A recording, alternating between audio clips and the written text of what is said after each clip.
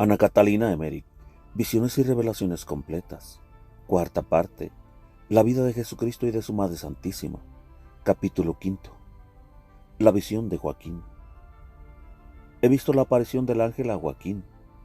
El ángel le mandó llevar las ofrendas al templo y le prometió que sería escuchada su oración. A pesar de que le dijo que fuera después a la puerta dorada en el templo, Joaquín sentíase temeroso de ir. Pero el ángel le dijo que los sacerdotes ya tenían aviso de su visita. Esto sucedía en tiempo de la fiesta de los tabernáculos. Joaquín había levantado su choza con ayuda de sus pastores. Al cuarto día de fiesta, dirigióse a Jerusalén con numeroso ganado para el sacrificio, y se alojó en el templo. Ana, que también llegó ese mismo día a Jerusalén, fue a hospedarse con la familia de Zacarías, en el mercado de los peces, y se encontró con Joaquín al finalizar las fiestas. Cuando Joaquín llegó a la entrada del templo, le salieron al encuentro dos sacerdotes que habían recibido un aviso sobrenatural. Joaquín llevaba 2 corderos y 3 cabritos. Su oferta fue recibida en el lugar acostumbrado, allí mismo degolladas y quemadas las víctimas. Una parte de este sacrificio, sin embargo, fue llevada a la derecha de la antesala y allí consumida. Nota: según la tradición judía, varias partes, especialmente el nervio de la cadera, que en la lucha de Jacob con el ángel fue tocado y se secó, no eran quemados sobre el altar, sino cerca de allí hacia el oriente, sobre el montón de cenizas. Fin de la nota. En el centro del lugar estaba el gran sillón desde donde se enseñaba. Mientras subía el humo de la víctima, descendía un rayo de luz sobre el sacerdote y sobre Joaquín. Hubo entonces un silencio general y gran admiración. Luego vi que los 2 sacerdotes llevaron a Joaquín a través de las cámaras laterales hasta el Sancta Sanctorum, ante el altar del incienso. Aquí echó el sacerdote incienso, no en gramos como era costumbre, sino una masa compacta sobre el altar. Nota: era una mezcla de incienso, mirra, casia, nardo, azafrán, canela, sal fina y otros productos, y pertenecía al sacrificio diario. Fin de la nota. Que se incendió. Joaquín quedó solo adelante del altar del incienso, porque los sacerdotes se alejaron. Vi a Joaquín hincado de rodillas, con los brazos levantados, mientras se consumía el incienso. Permaneció encerrado en el templo toda la noche, rezando con gran devoción. Estaba en éxtasis cuando se le acercó un rostro resplandeciente y le entregó un rollo que contenía letras luminosas. Eran los 3 nombres: Melia, Ana y Miriam. Nota: diversas formas de los nombres de Joaquín, Ana y María. Fin de la nota. Junto a ellos veíase la figura del Arca de la Alianza o un tabernáculo pequeño. Joaquín colocó este rollo escrito bajo sus vestidos, junto al corazón. El ángel habló entonces: Ana tendrá una niña inmaculada, y de ella saldrá la salud del mundo. No debe lamentar Ana su esterilidad, que no es para su deshonra, sino para su gloria. Lo que tendrá Ana no será de él, Joaquín, sino que por medio de él será un fruto de Dios y la culminación de la bendición dada a Abraham. Joaquín no podía comprender esto. El ángel lo llevó detrás del cortinado, que estaba separado lo bastante para poder permanecer allí. Vi que el ángel ponía delante de los ojos de Joaquín una bola brillante como un espejo. Él debía soplar sobre ella y mirar.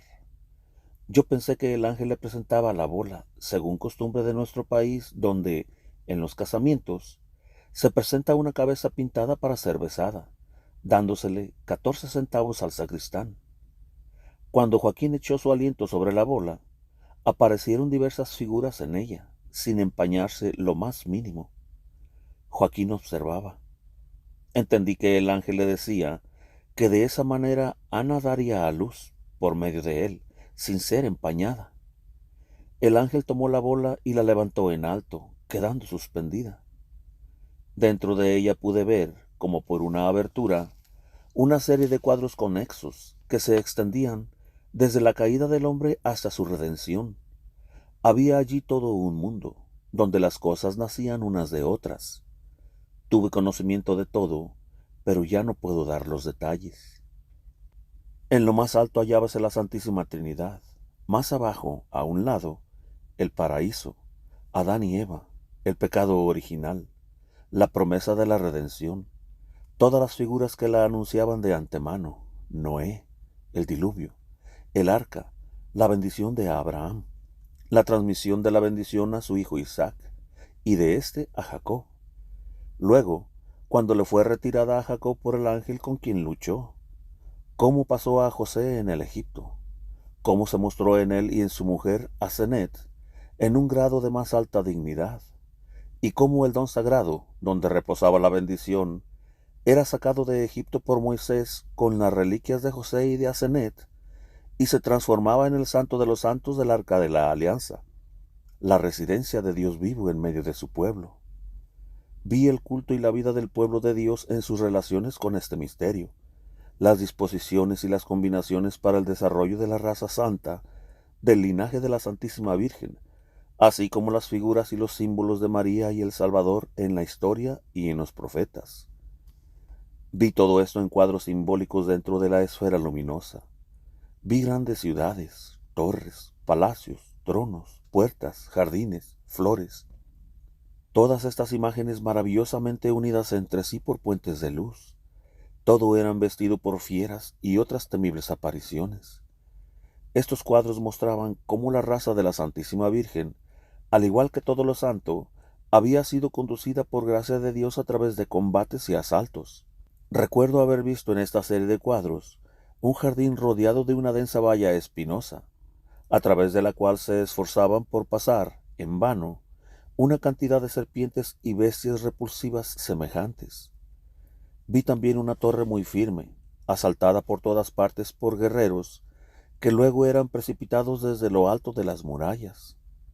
Observé muchas imágenes análogas que se referían a la historia de la Virgen en sus antepasados. Los pasajes y puentes que unían el conjunto sacrificaban la victoria obtenida sobre obstáculos e interrupciones que se oponían a la obra de la salvación. Era como si una carne inmaculada, una sangre purísima, hubiesen sido puestas por Dios en medio de la humanidad, como en un río de agua turbia, y debiesen, a través de muchas penas y esfuerzos, reunir sus elementos dispersos, mientras el río trataba de atraerlas hacia sí y empañarlas. Pero al final, con gracia de Dios, de los innumerables favores y de la fiel cooperación de parte de los hombres, esto debía, después de oscurecimientos y purificaciones, subsistir en un río que renovaba sus aguas sin cesar, y elevarse fuera del río bajo la forma de la Santísima Virgen, de la cual nació el Verbo, hecho carne, que habitó entre nosotros. Entre las imágenes que contemplé en la esfera luminosa, había muchas cosas que estaban mencionadas en las letanías de la Virgen. Las veo, las comparto, las comprendo, y las voy considerando con profunda veneración cuando recito las letanías. Más tarde se desarrollaban en estos cuadros hasta el perfecto cumplimiento de la obra de la divina misericordia con la humanidad, caída en una división y en un desgarramiento infinitos. Por el costado del globo luminoso opuesto al paraíso, llegaban los cuadros hasta la Jerusalén celestial. Nota: María de Ágreda dice, en sus visiones sobre la vida de la Virgen, que le fue explicado que la nueva y celestial Jerusalén, de que habla el Apocalipsis, capítulo 12, no es otra cosa que la Virgen Santísima. Fin de la nota. A los pies del trono de Dios. Cuando hube visto todo, desvanecióse el globo resplandeciente, que no era sino la misma sucesión de cuadros que, partiendo de un punto, volvían todos a él luego de haber formado un círculo de luz. Creo que fue una revelación hecha a Joaquín por los ángeles, bajo la forma de una visión, de la cual tuve yo también conocimiento. Cuando recibo una comunicación de esta clase, se me aparece siempre dentro de una esfera luminosa.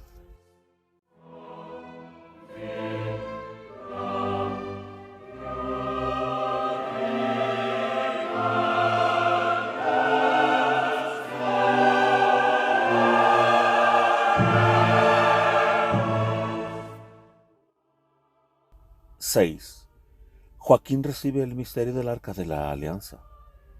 Tomó el ángel, sin abrir la puerta del arca, algo de dentro.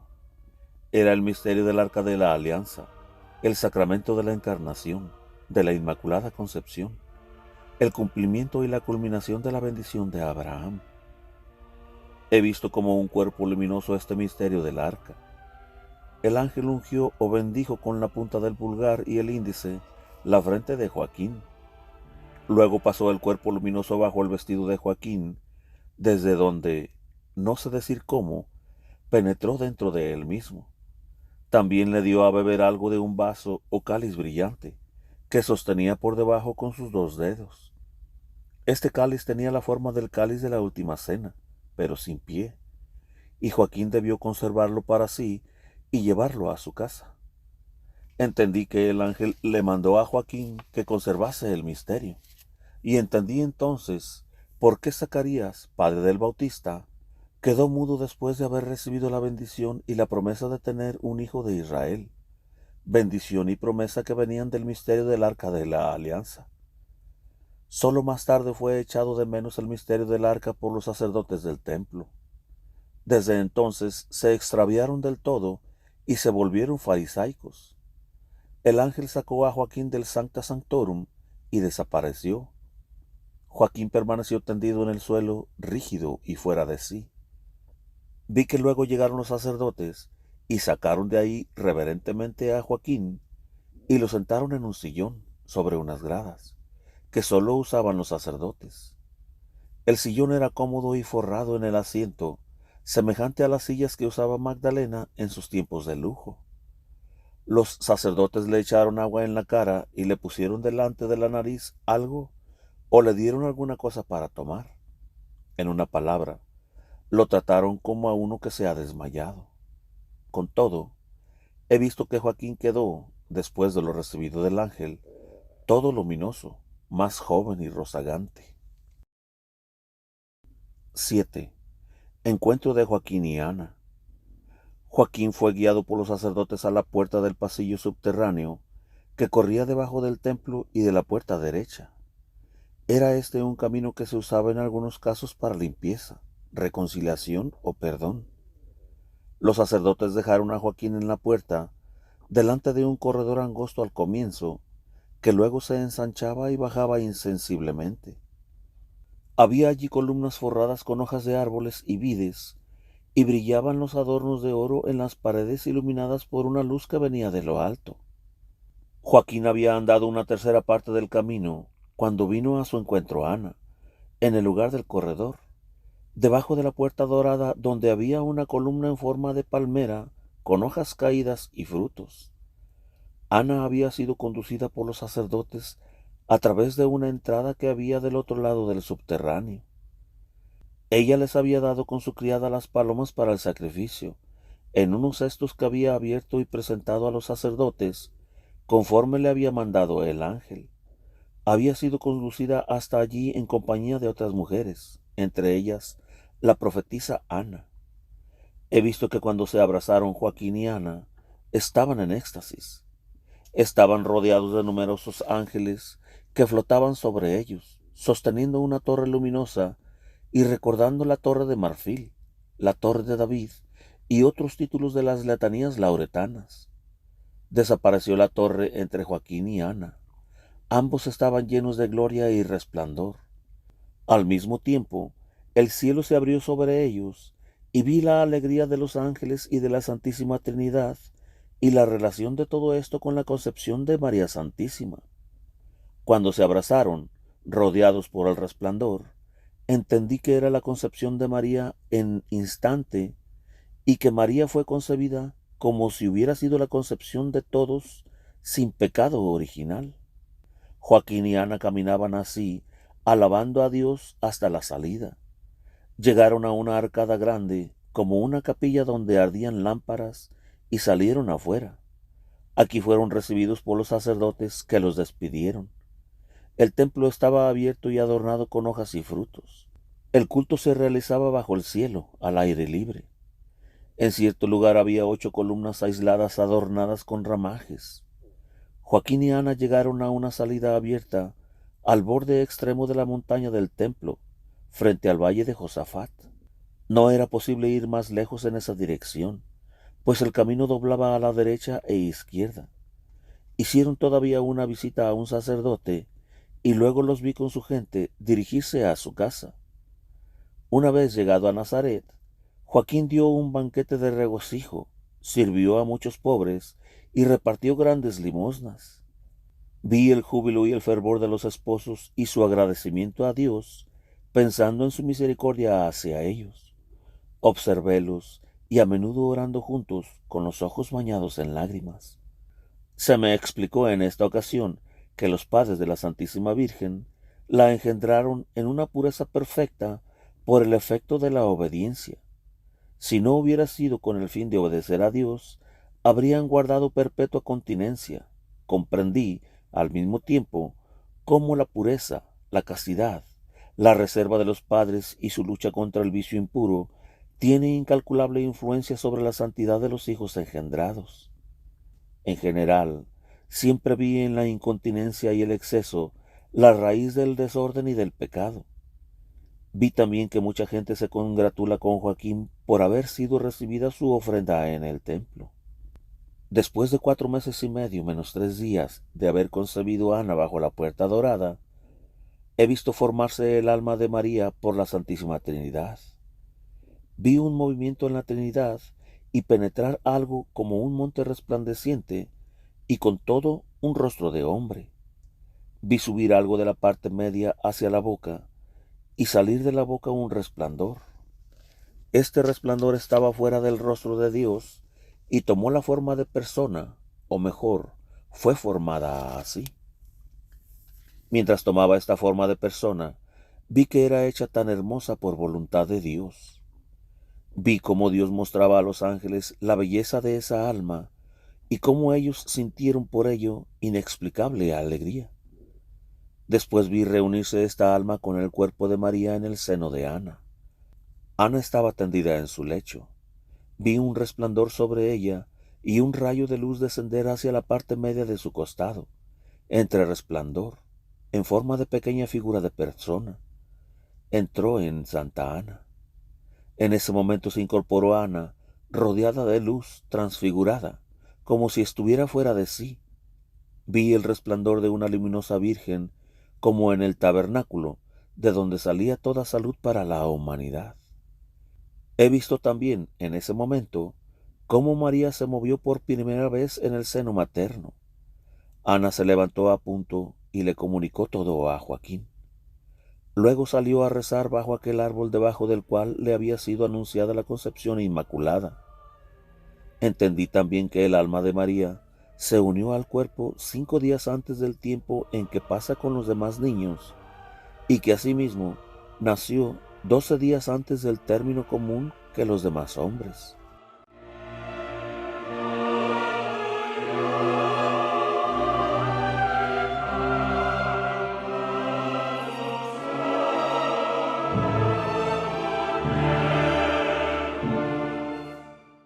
¡8!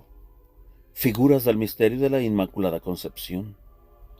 Vi la tierra de Palestina reseca por falta de lluvia, y a Elías subiendo con 2 servidores al monte Carmelo, al principio a lo largo de la ladera, luego sobre escalones hasta una terraza, y después de nuevo sobre escalones en una planicie con una colina que tenía una cueva hasta la cual llegó. Dejó a sus servidores sobre la ladera de la planicie para que mirasen al mar de Galilea, que aparecía casi seco, con honduras, pantanos y hoyos llenos de peces y animales muertos. Elías se inclinó sobre sí hasta poner su cabeza sobre las rodillas. Se cubrió y clamó con fuerza a Dios. Por 7 veces llamó a sus siervos, preguntándoles si no veían alguna nube levantarse sobre el mar. Finalmente vi que en medio del mar se levantaba una nubecilla blanca, de la cual salió otra nube negra, dentro de la cual había una figura blanca. Se agrandó y en lo alto se abrió ampliamente. Mientras la nube se levantaba, vio Elías dentro de ella la figura de una virgen luminosa. Su cabeza estaba coronada de rayos, los brazos levantados en forma de cruz, en una mano una corona de victoria, y el largo vestido estaba como sujeto bajo los pies. Parecía que flotaba y se extendía sobre la tierra de Palestina. Elías reconoció 4 misterios de la Virgen Inmaculada, que debía venir en la 7ª época del mundo y de qué estirpe debía venir. Vio también a un lado del mar un árbol pequeño y ancho, y al otro uno muy grande, el cual echaba sus ramas superiores en el árbol pequeño. Observé que la nube se dividía. En ciertos lugares santificados, donde habitaban hombres justos que aspiraban a la salvación, dejaba la nube como blancos torbellinos de rocío, que tenían en los bordes todos los colores del arco iris, y vi concentrarse en ellos la bendición como para formar una perla dentro de su concha. Fueme explicado que era esta figura profética, y que en los lugares bendecidos donde la nube había dejado caer torbellinos, hubo cooperación real en la manifestación de la Santísima Virgen. Nota: en un antiguo comentario hebraico sobre los Salmos se leen las palabras siguientes: Yo he creado 7 mares, dice Dios, mas entre todos he elegido el de Genesaret. Fin de la nota. Vi enseguida un sueño profético en el cual, durante la ascensión de la nube, conoció Elías muchos misterios relativos a la Santísima Virgen. Desgraciadamente, en medio de tantas cosas que me perturban y me distraen, he olvidado los detalles, como también otras muchas cosas. Supo Elías que María debía nacer en la 7ª edad del mundo. Por esto llamó 7 veces a su servidor. Otra vez pude ver a Elías que ensanchaba la gruta sobre la cual había orado, y establecer una organización más perfecta entre los hijos de los profetas. Algunos de ellos rezaban habitualmente en esta gruta para pedir la venida de la Santísima Virgen, honrándola desde antes de su nacimiento. Esta devoción se perpetuó sin interrupción, subsistió gracias a los esenios. Cuando estaba ya sobre la tierra y fue observada más tarde por algunos ermitaños, de los cuales salieron finalmente los religiosos del Carmelo. Elías, por medio de su oración, había dirigido las nubes de agua según internas inspiraciones. De otro modo se hubiera originado un torrente devastador en lugar de lluvia benéfica. Observé cómo las nubes enviaron primero el rocío.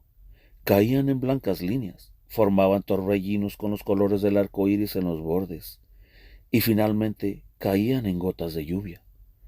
Reconocí en esto una relación con el maná del desierto, que por la mañana aparecía rojizo y denso, cubriendo el suelo como una piel que se podía extender. Estos torbellinos corrían a lo largo del Jordán, y no caían en todas partes, sino en ciertos lugares, como en Salem, donde Juan debía más tarde bautizar. Pregunté qué significaban los bordes rojizos, y se me dio la explicación de la concha del mar, que tiene también estos multicolores bordes, que expuesta al sol absorbe los colores y purificada de colores se va formando en su centro la madreperla blanca y pura. No puedo explicar mejor todo esto, pero se me dio a entender que ese rocío y esa lluvia significaba mucho más de lo que podía ser considerándolo solo un refrescamiento de la tierra sedienta. Entendí que sin ese rocío la venida de María se hubiese retardado 100 años, mientras las descendencias que se nutren de los frutos de la tierra y se ennoblecen por el aplacamiento y la bendición del suelo, realzasen de nuevo esas descendencias recibiendo la carne, la bendición de la pura propagación.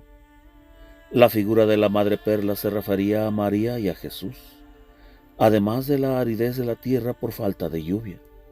Observé la esterilidad de los hombres y cómo los rayos del rocío caían de descendencia en descendencia hasta la substancia de María. No puedo decirlo mejor. A veces se presentan sobre los bordes multicolores una o varias perlas en forma de rostro humano, que parecía derramar un espíritu que volvía luego a brotar con los demás.